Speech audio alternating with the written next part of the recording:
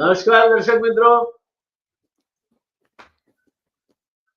आज फिर एक बार हमारा ये सौभाग्य है कि पित्रोड़ा साहब हमारे साथ है। धन्यवाद। पित्रोड़ा साहब के पास एक चीज है जो मैं मानता हूं कि एक अनूठी चीज है जो हम सबों को सीखने जैसी है। That is is a man of ideas. इनके पास आइडिया की जो बैंक है कभी खाली होती मैंने नहीं देखी। आज इनकी जो बुक है redesign the world,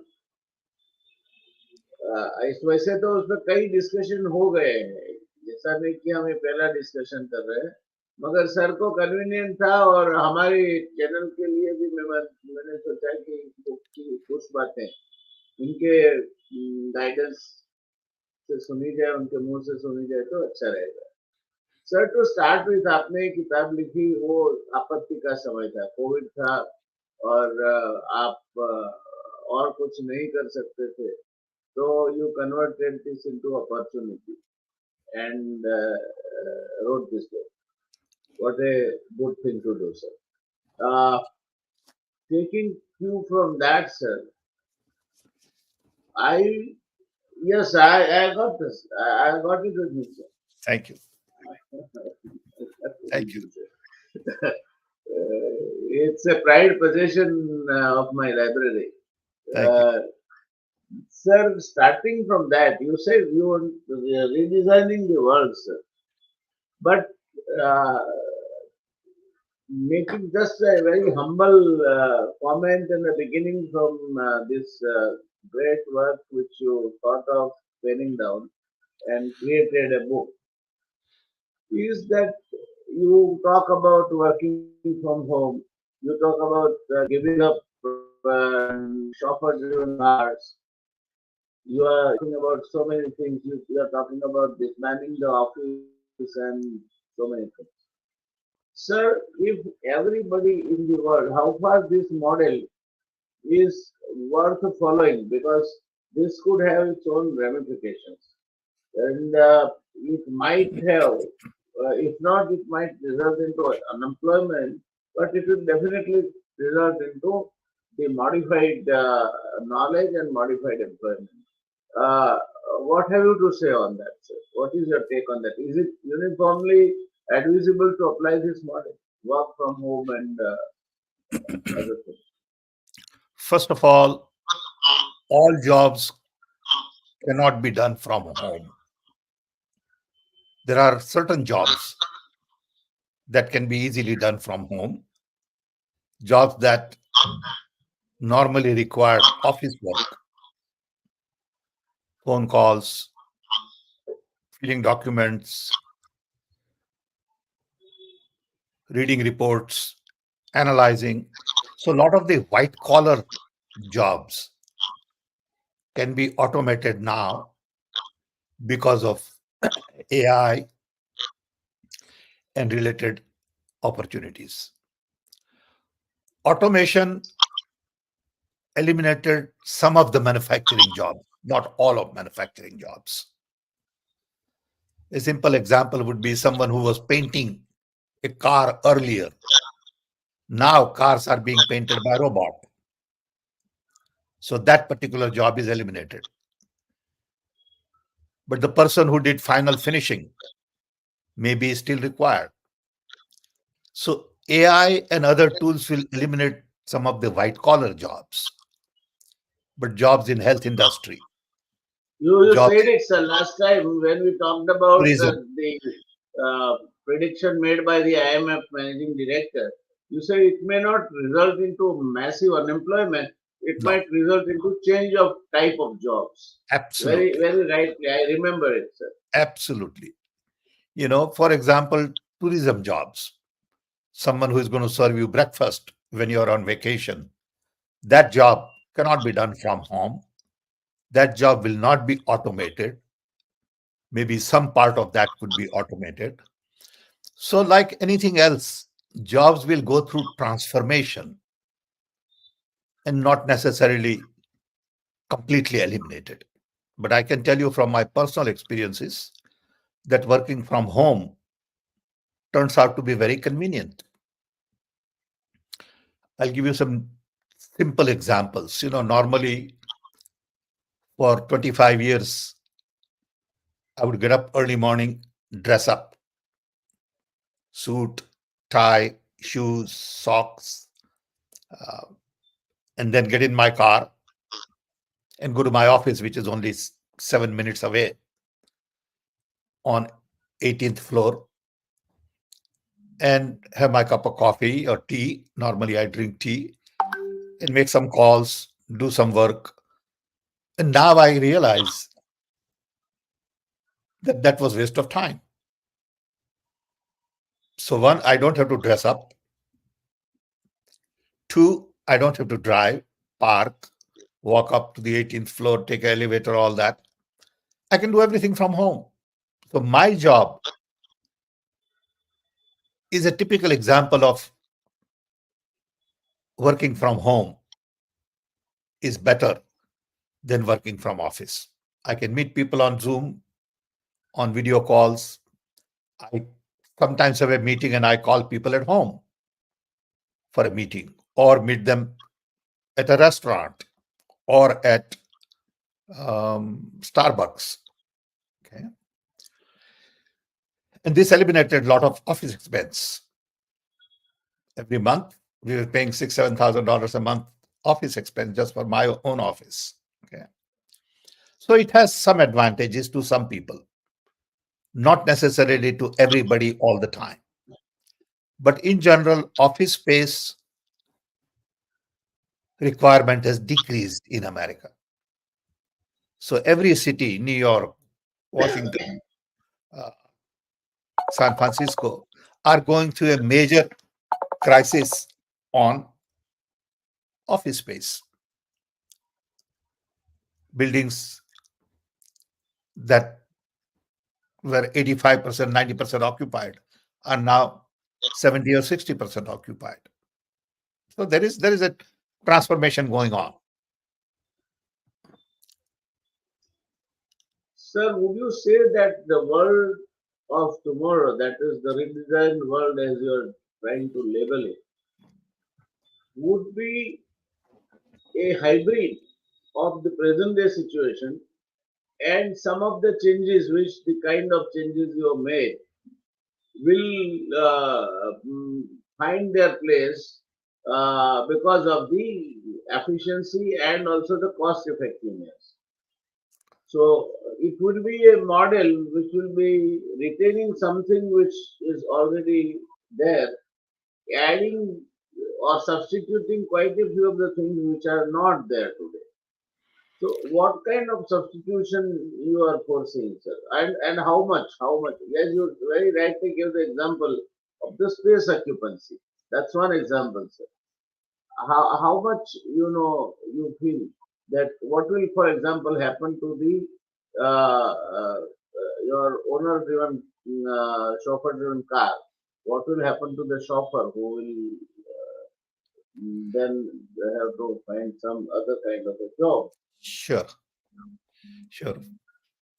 We need to understand that life is not just about jobs, productivity, efficiency, technology, business. Life has many elements. There is this business of fulfillment, business of spirituality. There is a need for belonging. um, there is social need, psychological need. So there are many, many angles to this. So let's not get driven by technology oriented world. But technology has played an important role, and technology will continue to play an important role. So the example you gave on self-driven car is a great example. When self-driven car comes and becomes a reality, maybe 5 years, maybe 10 years,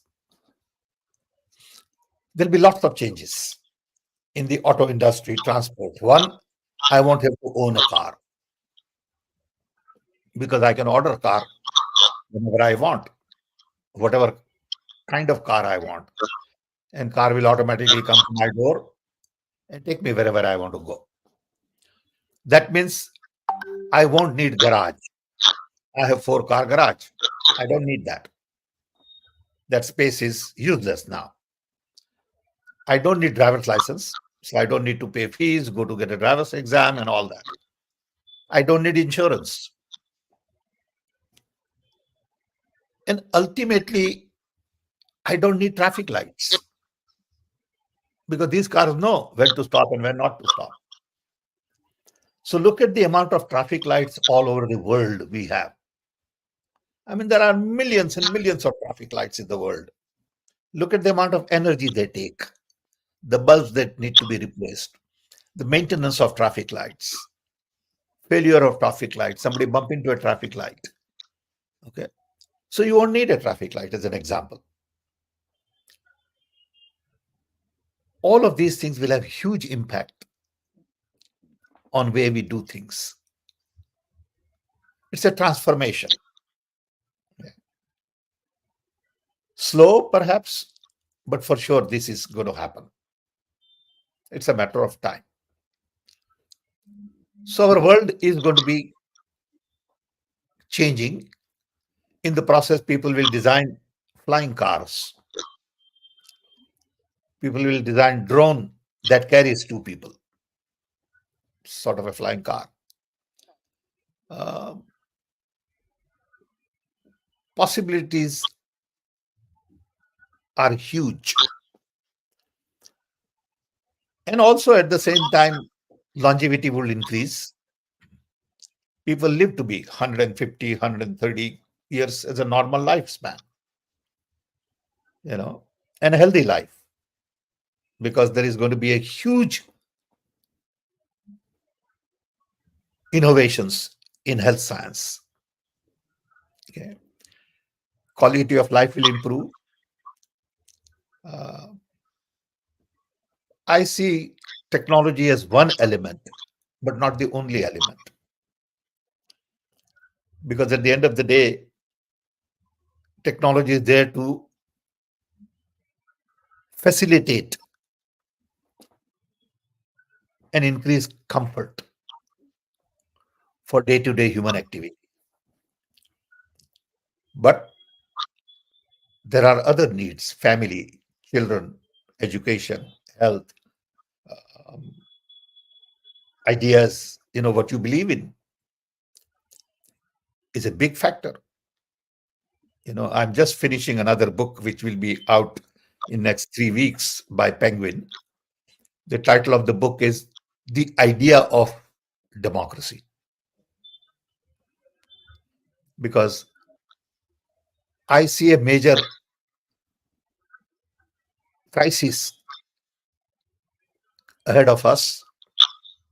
In 2024, there are elections in 40 countries.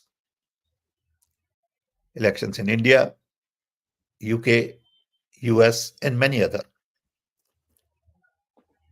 And in most of the places, there is rise of fundamentalist, polarized politics, hate, lies, fear, divisive strategies, and it is really affecting the very core of democratic values related to freedom, justice, equality, diversity, inclusion, safety and security. And there is a huge sort of divide between left and right, between people who are totally free market economy based and people who believe in some economic justice. Because what has happened today is inequality has increased substantially in the world. Wealth is concentrated in the hands of very few. where very few people are very rich and lots of people are still struggling. World is driven by military industrial complex, where $2 trillion a year are spent on building machines to kill people. Look at what is going on in Ukraine, what is going on in Israel and Gaza. There are wars going on in 20 different parts of the world in 21st century. Yeah. So when I look at the global issues, though I'm not an expert in global affairs, I'm just looking at it as an average citizen who sees world from a different perspective than the domain experts do. I'm not an economist, but at the same time, I have strong views about what is right, what is wrong. Okay. Uh, and I believe a lot of these issues have to do with the design of the world that we created 75 years ago. That design doesn't work anymore. UN has not delivered the way we should expect, though they have done reasonably well in some areas. World Bank hasn't reduced poverty, eliminated hunger. IMF, World Trade Organization, the globalization hasn't delivered what everyone thought globalization will deliver. So I think we have to pause for a while and ask ourselves, is it time to redesign the world? Not that it is going to happen quickly, not that people will agree with what I have proposed, but at least we'll start a new conversation saying there is a need to do something. We can't ignore this redesign issue. It's not going to go away. For example, if I had an option today, I would really push for global constitution. I mean, why should every country have their own constitution? Of course, need there are needs to fine tune it. But overall, we should all respect humanity, life, environment, freedom, justice, diversity, and we must agree on certain basic principles. Like we have UN human rights. Why can't we have global constitution that everyone buys into? And then you can add to that your own nuances. Okay. So how do you implement global constitution? But first you need one on the table. Today you don't have one on the table. Okay. And UN is probably not the organization that will deliver because you immediately will have veto powers and all that. You really need civil society to take the lead because political people are not going to take the lead. They will see their power diluted. But civil society is very concerned about environment, life, future, global warming, equality, justice. So if there are 10 things that we could agree globally, that would be a beginning of a global constitution. Then we see how to implement that constitution. See, when we set up UN, we didn't have hyperconnectivity. So we said everybody should come to UN in September from all over the world. So in September, and I've been to New York several times during UN meetings, it is total chaos. Traffic jam, no hotels available, nothing, because all heads of states are flying from all over the world on their own plane with their own staffs of hundreds of people just for half an hour speech. What a waste of money and resource and energy. It can be done on video call. Maybe not 100% effective, but 80% effective. So a lot of these governance issues can be done not just across the table, but can be done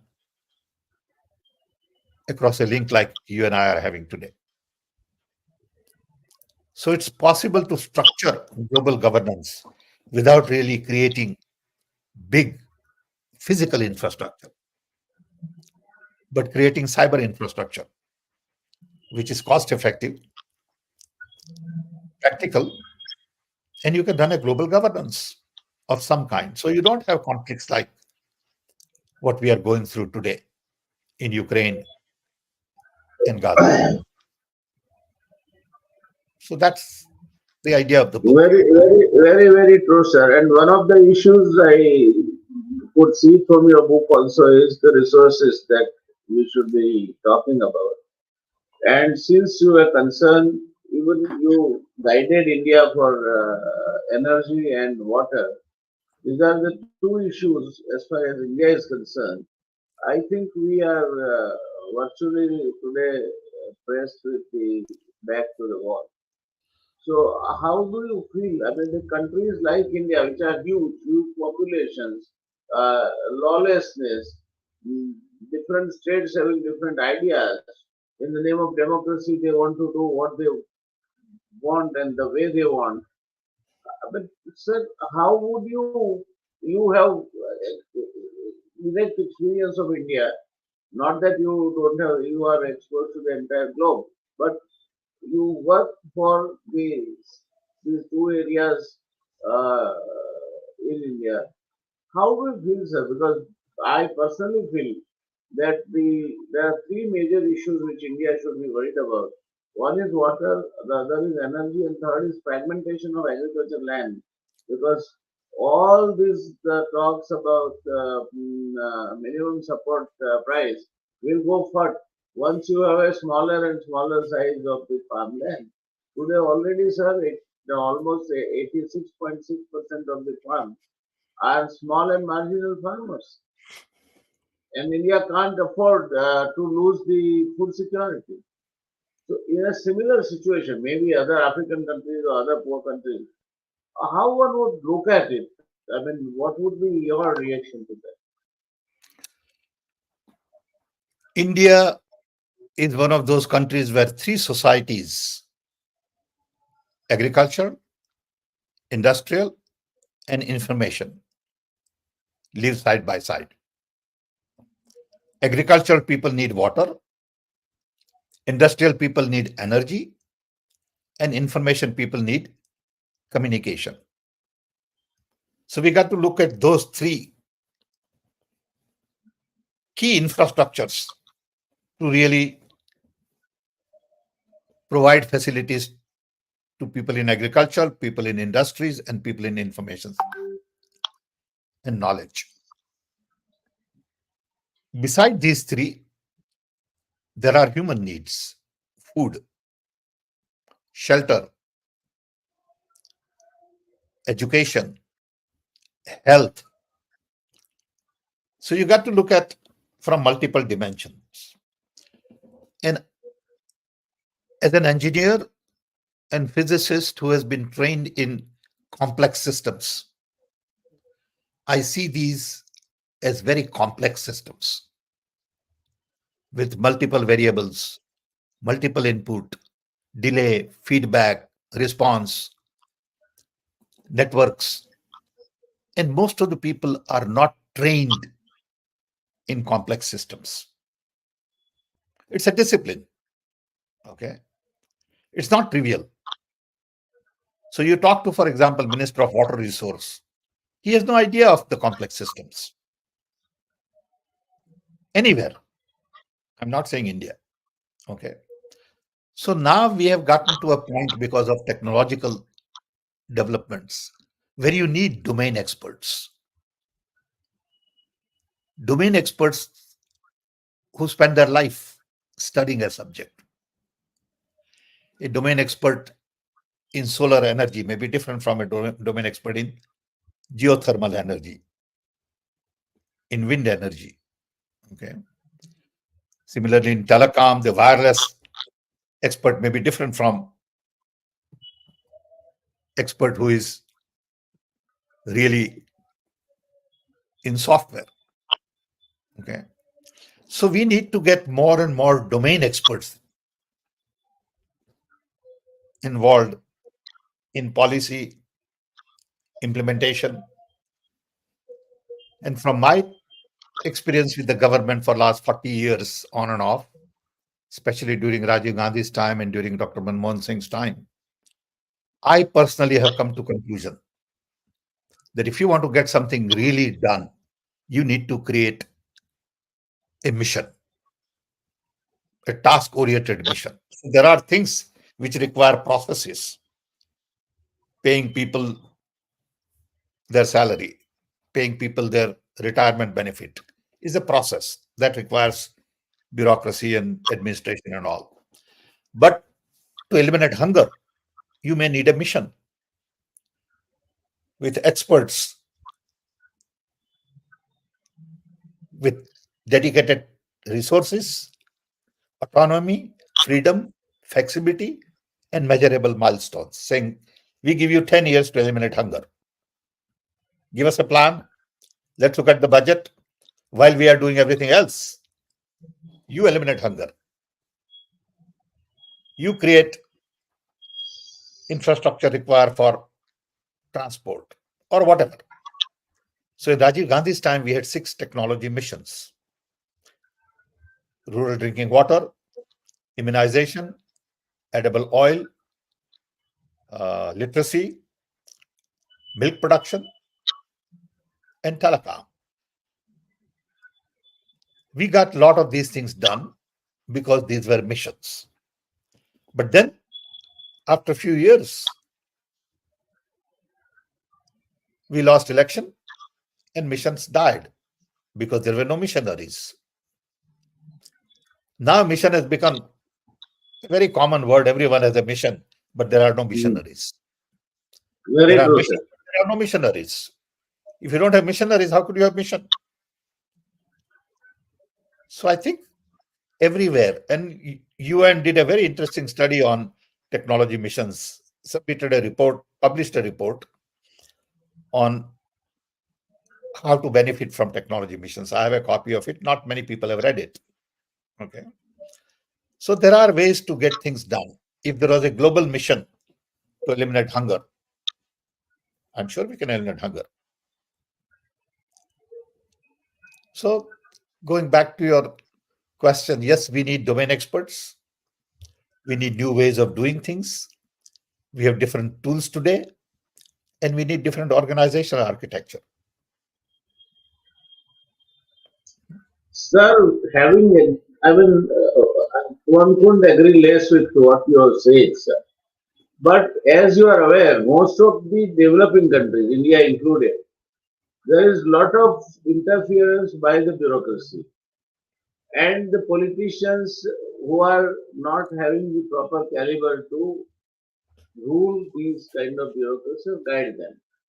As a result, sir, Dr. Kurian, for example, gave us white revolution and the milk dairy, Sure. brought us number one in the world. But, sir, with all the efforts the government has been talking about and talking about every government, I mean, not one government, every government talks about it. This edible oil mission. Today, sir, our imports are 80,000 crores and growing. And least we can do is, least the government can do is to educate people.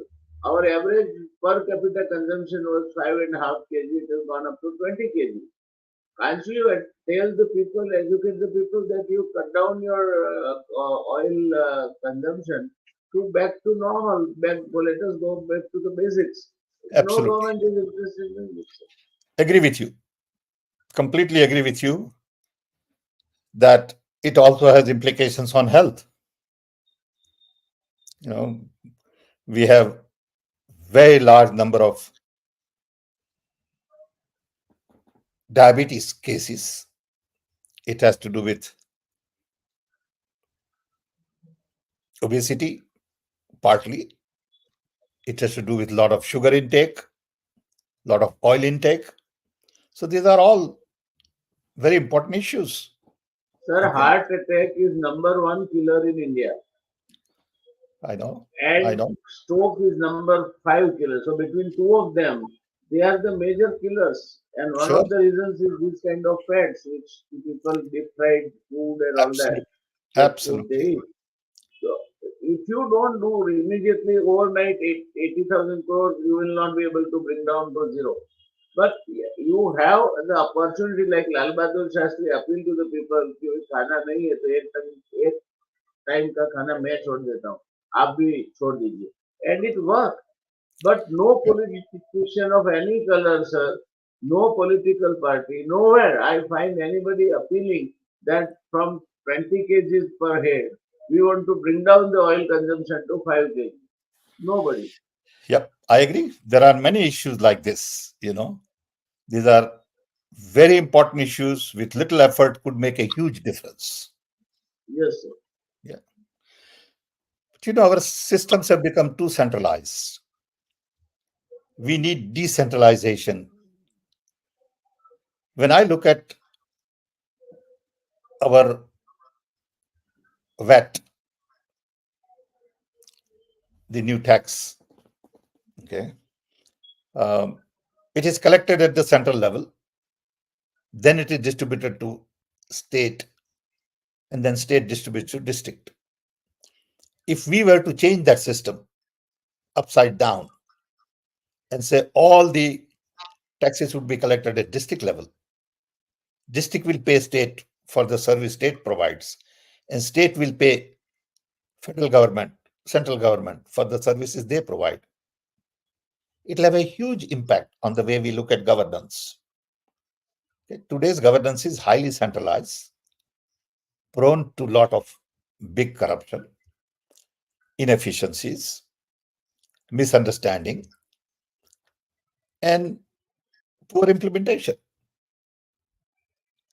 So decentralization that Gandhiji talked about is yet to be implemented in its real form.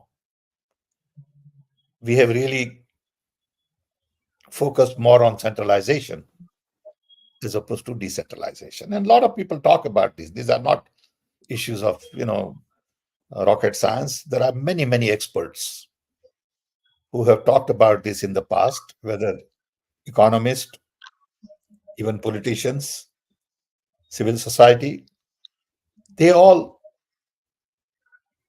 articulate these issues, but it doesn't get the kind of attention it deserves. No. We have some very good thinking people. India has some great talent,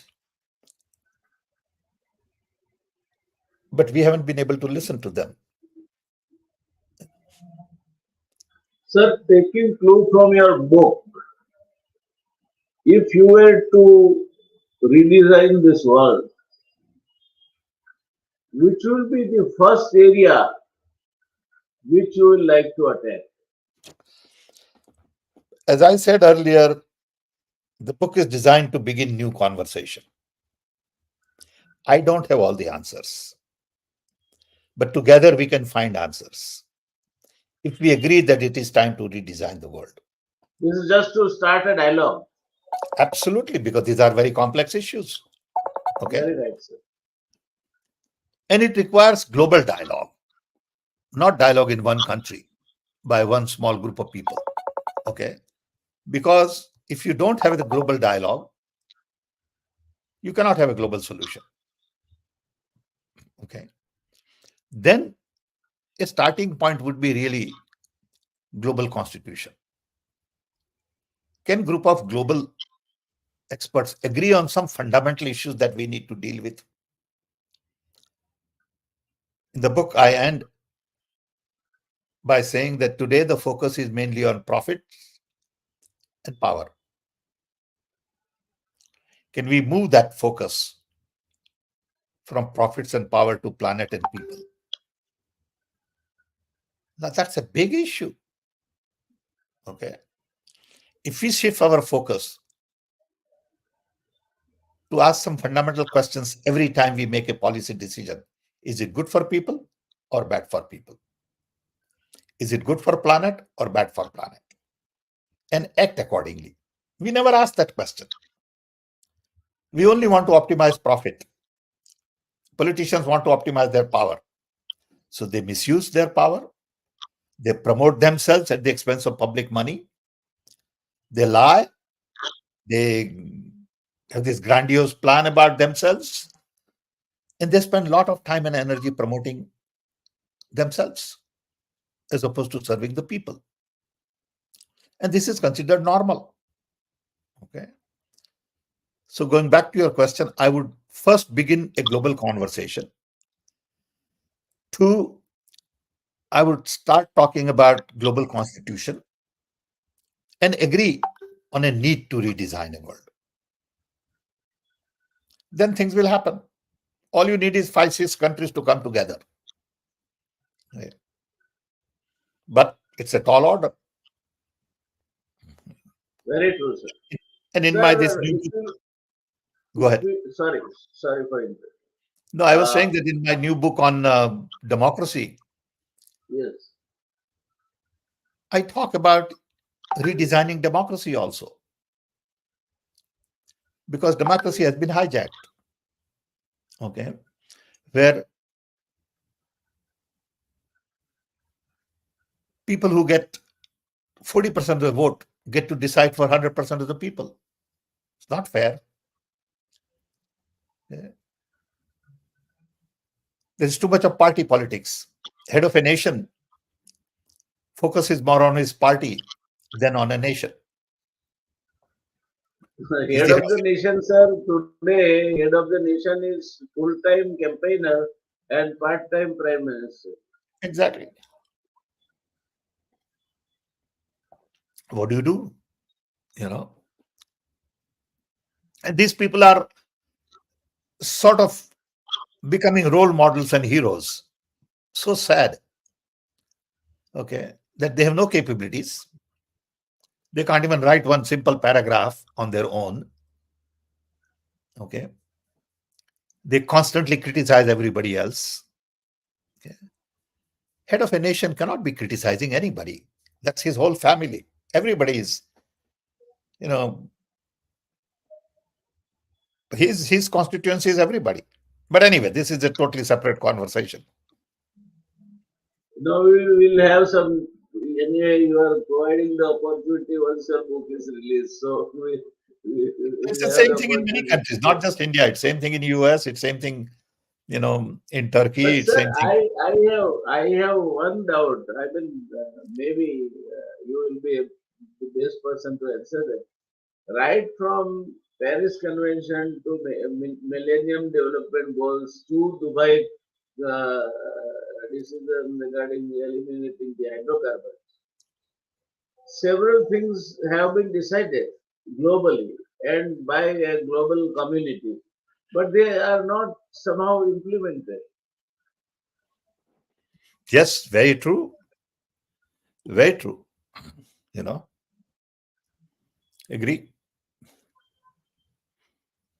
So, what See, is the chance in the that book on we in the book on Redesign the World, I talk about the fact that the world was last designed 75 years ago with 5 main principles: democracy, human rights, capitalism, consumption, and military.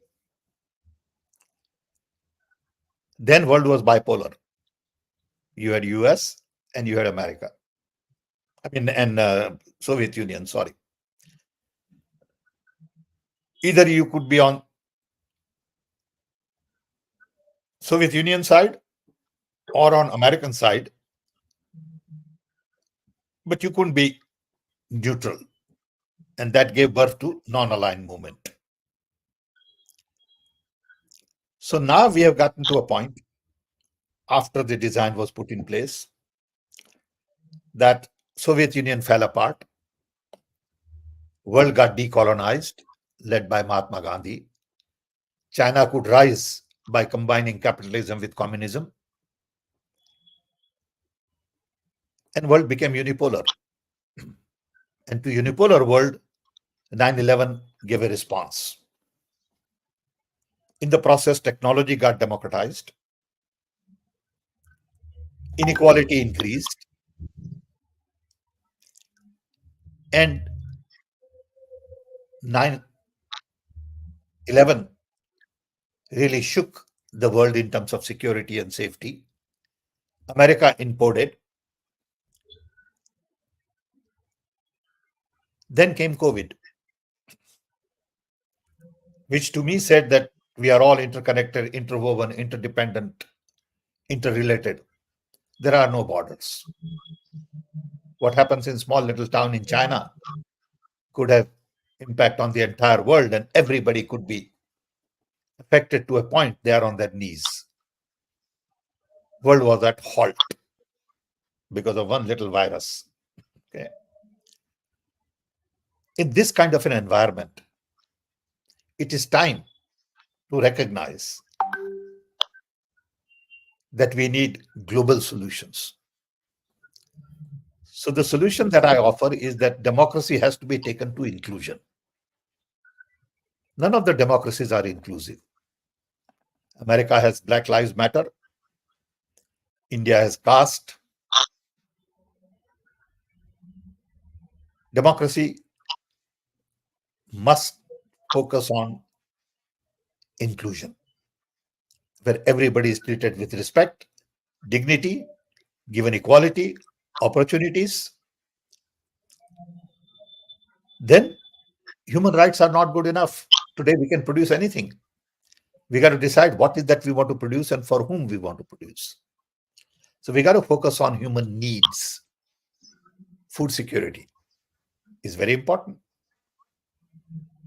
We are at a point we can feed everybody if we want. We haven't decided that. Okay? We would rather fight a war and kill people in the war as well as kill hungry people. Then capitalism is not the answer for everything. It has done well, but there are lots of things where capitalism needs to be redesigned. So we need new economy, decentralized, you know, small is beautiful, MSMEs, local talent, indigenous development, not necessarily globalization. And consumption is not the answer. We need sustainability and conservation. And finally,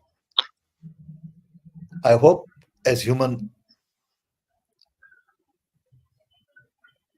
consciousness, we have evolved to a point we can sort our differences across the table through proper communication, collaboration, co-creation, and not have confrontation.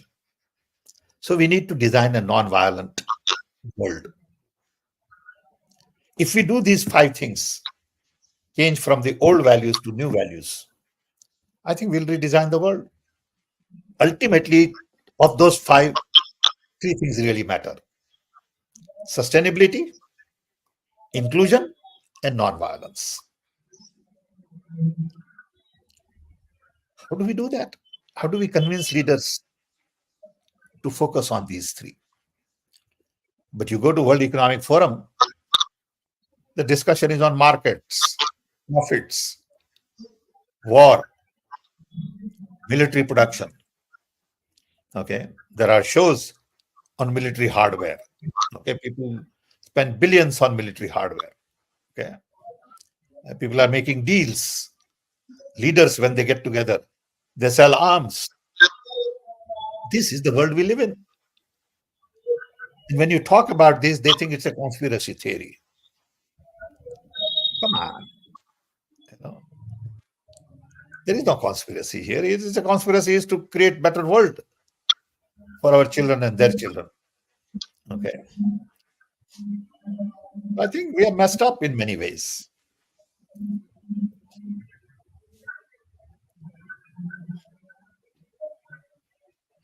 So one thing which I would like uh, a response from you. Recently, we had a report published by one of the reasonably credited publication called Indian Express. The report says that a boy in standard 9th or 10th is not able to read from second or third standard textbook. Now, if this is the level of education and you are talking about knowledge will be the power and technology will interfere with every field of life, what will happen to India, sir? What future you see for this country? Well, education is going to be the key. And if education doesn't deliver the kind of workforce we need or citizen we need, we'll have a problem. You know, children right from early age must be able to read, write, think, compute, calculate well, because that is the need of the future. Okay. If you can't do that, you haven't prepared your citizens for the future. Okay. And it cannot be just the responsibility of the state. It also has to be responsibility of the family, Very right, community, very right, community. very right. We can't just blame government saying, "Oh, no, my children can't read because government failed." We got to do that too. Okay. Sir, their children spending 8 hours, 10 hours on social media, they don't stop. They don't tell them what is the right kind of education they should be at this age worried about. Absolutely. Everything you can't blame on the government. You very A- rightly said, sir. But this is all the while the oppositions, whenever what whichever party, the only major agenda they have is to blame the government. Yeah. No, there are things that we need to do as parents. There are things we need to do as elders, members of the civil society, community, that we sometimes fail to do. Raising a child is basically a community responsibility. You know, it takes a village to raise a kid. Okay. I mean, in our generation, we know that, joint family was very common.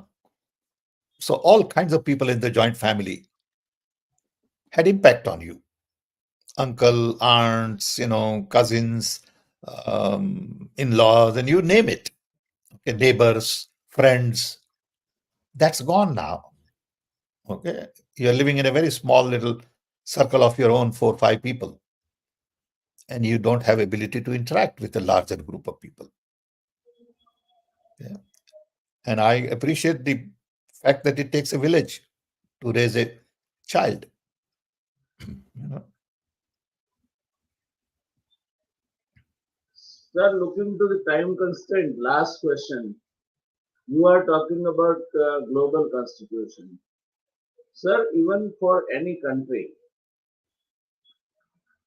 don't you think that there are certain issues on which there cannot be for or against? For example, foreign policy, defense, your currency and currency related issues. Why does it not happen, sir? Well, it requires good communication. It requires a leader who is willing to listen. It requires a teamwork, a team player, a team builder. Okay? Any leader that begins to criticize opposition is not a good leader. Okay? He gets into petty stuff. Okay, and that is not going to solve the national problems. Okay, you need a leader who is Very willing to true. listen. You need a leader who is willing to collaborate, cooperate. Okay, and when as a leader you start criticizing opposition from day one viciously, there's no way you can build team. Okay, you're finished. You are losing your own credibility also, and the country Absolutely, also losing. absolutely. You know So, what kind of head of state that is who is constantly criticizing his opponent? You know, on but the that's contrary, in fact, if somebody should be more restrained and restricted in using words and be disciplined, it should be the head of the state because it is his Absolutely. Not only behavior that, which but he has to. you turn your systems on people, you take revenge, you know, you abuse your power. But that's the way it is. Those people are respected today. They are considered great heroes. What do I do? People have lost it. People have lost values. Okay. Sometimes you wonder whether you are abnormal and everybody else is normal. Because this is considered normal today. Okay. What you value is not valued. You know. Sir, last question. For a country which is number one populated country in the world, the kind of chaos that are prevailing with the general elections approaching, what future you would predict for Indian democracy? I am not happy with the progress we have made on democracy in the last decade. And I've said it.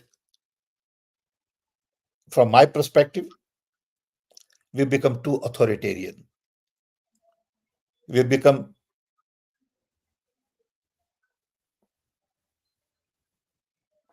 too concerned about personality and a cult as opposed to a democratic country where everybody is respected, everybody is treated with equality, dignity, given fair opportunity.